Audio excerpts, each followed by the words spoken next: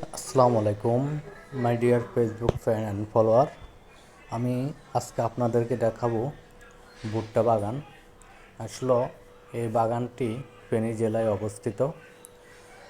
এই বাগানটা আসলে অনেকেরই মন কেড়ে নেবে দেখতে, যদিও ভুট্টা গাছ অনেক লম্বা হয়।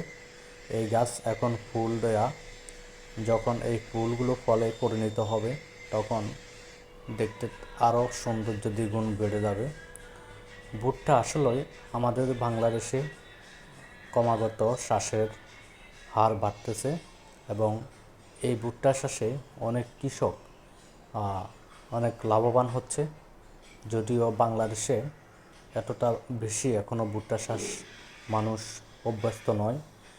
ইউরোপ কান্ট্রিতে এই ভুট্টা চাষের প্রচুর প্রচলন রয়েছে এবং ইউরোপের প্রায় বিভিন্ন দেশে ভুট্টা চাষ করে মানুষ আয় রোজগার করে।